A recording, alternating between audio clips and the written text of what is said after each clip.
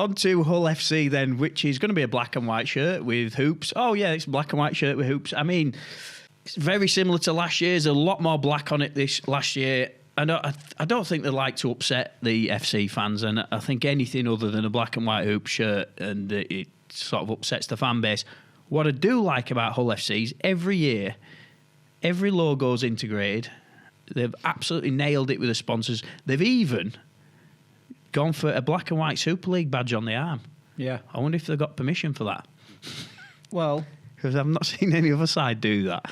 No, and it's I like it. Like you say, the idea is you update the shirt, don't you? Yeah. Now I get the impression every year Hull update their shirt. They take it and goes, right, what is trending right now? What is, I'm not saying I'm the height of fashion and all that. Black and white hoops. No, but the hoops, they modernise it. Like they've broken up the big blocks of colour now. They've integrated all the text. They've got balance with the Paragon logos either side of the neck. Hint of gold there on the collar, which I really like that. It's classy. Yeah, it's cool that is. Just the fact that they hadn't just stuck the regular Betfred Super League patch on the arm it screams that they've got a little bit of attention to detail there, and I really like it. I think it's a real classy shirt. I think they're right not to piss off the fans. I think they worked really hard to do that on the pitch last year. God's sake, don't do it with the shirt this year. And Castor, I think it's a real premium sport brand. Yeah, and it's a classy shirt. I think you're absolutely your analysis of that shirt then. Analysis, that's not the right word, is it? But you've absolutely nailed it, everything you said. And I actually agree with everything you just said there. I think the attention to detail is really good, because when you bring out a kit that's just hoops, I mean, they just look the same every year, don't they? But if you put that little bit of detailing into the background, I think it makes all the difference. And I think you're right. I think the detailing in the black hoops with a little pattern in there is good. Like you've said, everything's symmetrical. It looks high end. I really like it. It's good. Do I like it as much as last year's? It's very similar. Very similar. That's the only thing I would say. If you're a Hull fan, do you like them bringing out the same sort of shirt every year, or would you like to see something a little bit different, like a big shark on the front? Remember that?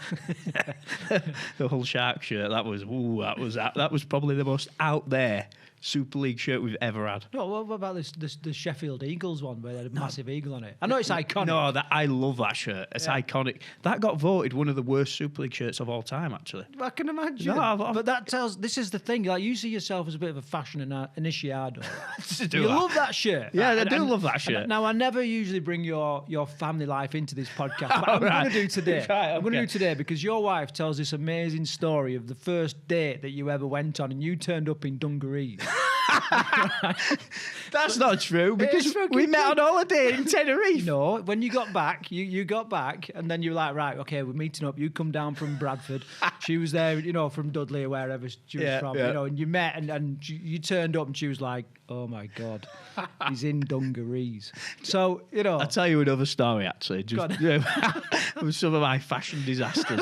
So, when I started dating my missus, obviously I lived up Bradford originally, and I was moving down to the Midlands. I was like commuting down and seeing. I was like, oh, it's really fashionable in Birmingham. Like it's a lot more metropolitan than Bradford is. I saw this like light pink T-shirt, and everybody were wearing pink T-shirts at the time. I was like, everybody. Yeah, well, apart from you, I know you probably never had a light pink T-shirt. Like when baby pink first became fashionable and men could wear baby pink, so I was like, I'm getting me a pink T-shirt. I'm going for it. I got myself this pink T-shirt, went back up north, right, to Rugby club, and oh my God, I got so much stick. It was like they absolutely laid into me for weeks and weeks. About 2 months later, I went out round Bradford. They're all wearing pink T-shirts. I don't believe it. I don't believe it. Hey, mate, you were walking through Wolverhampton in a pink tracksuit the other day, was you? No, that wasn't me. Have we scored it? No, we haven't scored it. Right, back to Hull FC then. Yeah, so my score for this, I'm going to give this an 8. I think it's a really classy premium-looking shirt. 9 from me. Whoa. Yeah, I think it's good. I think it's traditional, but it's got a modern twist. I love the little gold detailing on there. I think it makes all the difference.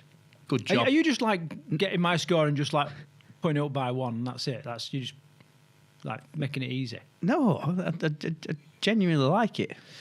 Right, what's next? Right, what on earth is going on here? This is Hull FC's away shirt in blue. It looks like it's been thrown in a swimming pool. What's going on, Craig? Yeah, it does just like a water effect, isn't it? Yeah, I mean, it reminds me of Bradford Bulls away shirt from last year. This one does. That had a similar sort of bluey colour. Does it represent is it the deep in Hull? The water. Oh yeah. Yeah. Is that what it's meant to represent? I don't know. I haven't read up on this. All I can tell you is what I'm looking at, and I don't like it. Yeah, it's weird how you remove the stripes and suddenly the logos don't kind of work, and because that's what's happened here, isn't it? They've removed the stripes, changed the background colour, giving it this like reflective water effect, and literally those logos just look like they're floating.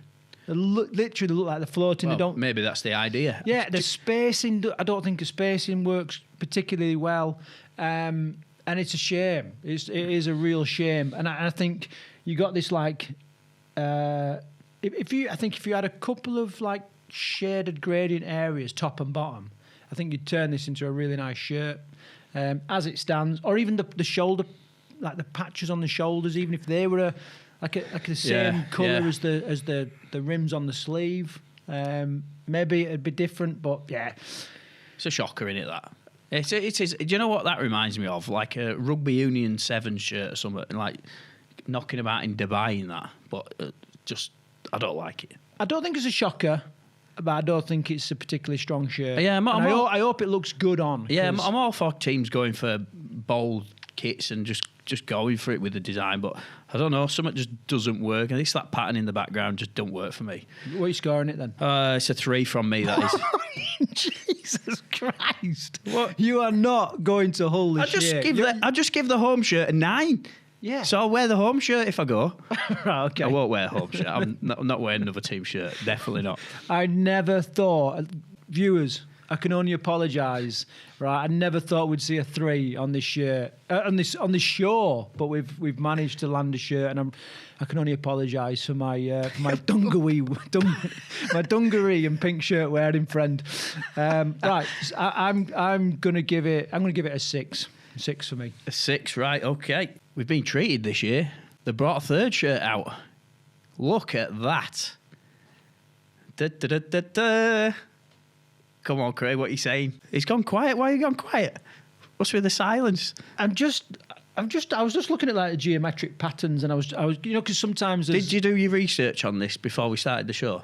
No, but this is what I'm saying. I know like some shirts, they're inspired by, like they'll throw it open to like the fans. So for example, Bradford this year, their third shirt, their what is it, European country city of culture or something like that. Yeah, something like that. Anyway, so they've thrown it out to the fans and sort of said, right, create a design based on they've gone to the designer. Yeah, well, you know that your city of culture shirt, you know that you got told and it's like secret.